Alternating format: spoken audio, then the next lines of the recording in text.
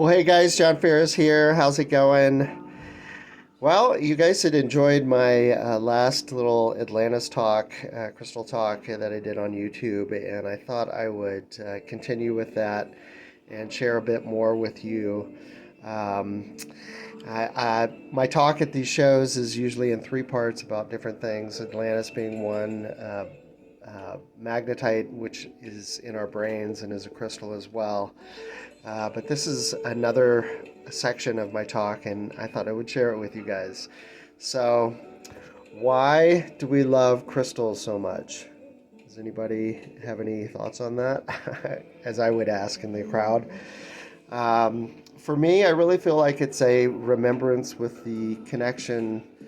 It's a remembrance. It's a longing to reconnect with the soul of Mother Nature, and for me, these crystal allies have made my life so much better in so many ways, and apart from the jewelry, of course.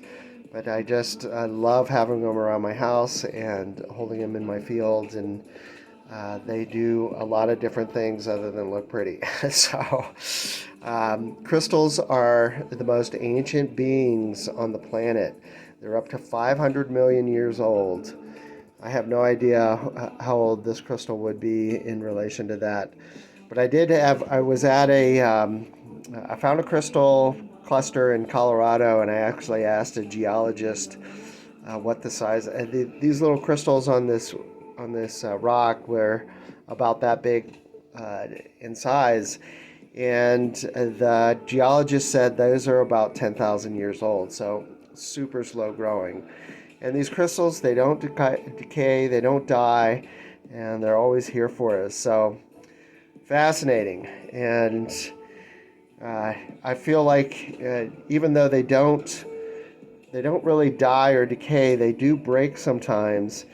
And in my experience with that is when they have absorbed too much energy, negative energy, or they've done their job with us, they'll break. And sometimes that happens with a crystal in one of my amulets for somebody. They're like, "Oh my God, it just for whatever reason just popped in half, and I have no idea why." So those are kind of my thoughts on that.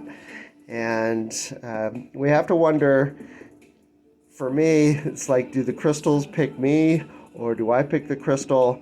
In my experience with that is when I go into a crystal shop, I can I can see the energy of them, and some of them there's a ton of quartz crystals in there in the shop and whatnot, but only a few of them really have this light to them or this feeling of a vibration that is stronger than the other ones, and I know that that's an indication that this crystal is actually for me.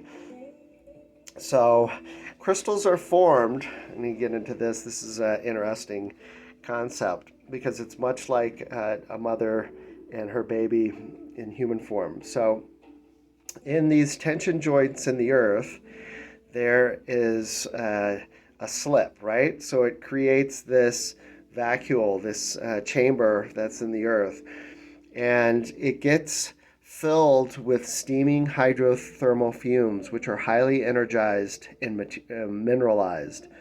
And it splits water into hydrogen and oxygen and then combines with the silicon to form these small seedlings that are inside this cave here, in this womb, if you will.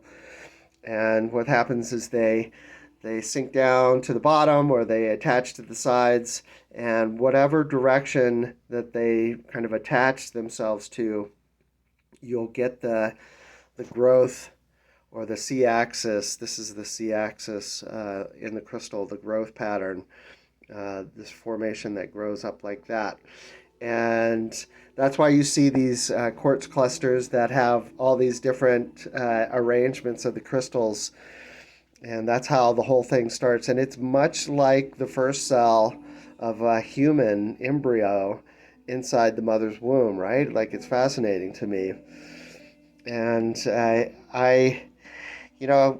lot of people go, I guess there's two camps on is it a sacrilege to actually mine crystals and bring them out into the world. And I don't know. I see both sides to that because I feel, for one thing, the crystals are wanting to come out and be with us and be located in different areas when we buy them, we take them home or take them to different places and do grids on the earth and whatnot. And so I feel like they have a real benefit when they come out of the earth and they're working with us.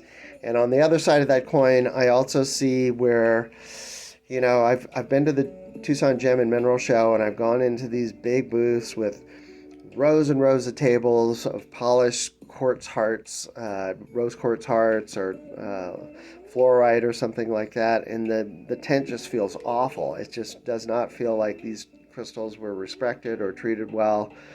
And for those people that do that sort of thing, it's all about the money. And I've been to some other booths where these beautiful Brazilian big quartz are displayed beautifully, and they have all this energy to them. And I could actually just pull up a lawn chair and sit there all day. They're so they're so energetic and beautiful. So I don't know. I kind of go back and forth on that, but I really feel like they need to be with us and out in the world. They also come to the surface through erosion or landslides or something like that, even volcanoes that blow different crystals out and land on the earth. And of course, sometimes they just collect in rivers and streams, and we find them there. So I feel like those are the most humane and accessible for us to use. Uh, let's see here. Crystal healing is a big thing around the world, right? And even though everybody has their own way of doing it in these different countries, there's a common system that unites them. A system based on origin, structure, mineral, and color, which determines the information and frequency transmitting a carrier wave. So each crystal with its own frequency, when placed in our energy fields, synchronizes with our energy. It's our response to this energy which affects our perception of this energy information. On an emotional level, it can help us release lower emotions and raise our vibration. On a mental level, it can change our thought waves to a more positive one, which in turn raises our frequency and spiritual potential. Because when we're in a high vibe, we have the energy to make changes and fulfill our purpose of service in this beautiful world. And spiritually, we become more conscious of our thought forms, feelings, and emotions because our energy is raised, right? So the word crystal is derived from ancient Greek word krustallos, meaning both ice and rock crystal. And I think I was reading somewhere where even the Japanese thought that crystals were actually frozen or petrified ice that they found. And I don't know where they came up with that, but I thought that was interesting. And this formation is a geometrically growing form of a crystal lattice, which has that C-axis, which I was talking about, which grows up to here. And it's a highly organized molecular structure, basically of small tetrahedrons that form a spiral and come up to the top of the crystal, which basically functions as these are basically antennas receiving and sending information. Most folks believe that would say that we're living in the digital age, right? And I would completely disagree with that. Yes, we are. We have a lot of digital things and technology, but they're all using crystals. Like, let's see, solar panels, medical equipment, cars, TVs, phones, everything, computers, they all have crystal technology, utilizing crystal technology in there. So I really feel like we're living in the age of crystals. Does that make sense? And crystals are the main function, especially with quartz crystal, is they bundle information. They, like I said, they're antennas that are receiving and transmitting information. Uh, when we uh, infuse our thought energy into them, say our prayers into them, set intentions, program them, if you will, this thought energy merging with the crystal brings that into an electrical magnetic wave. So the crystals actually have an ability to take energy from one level to the next. So I would love to.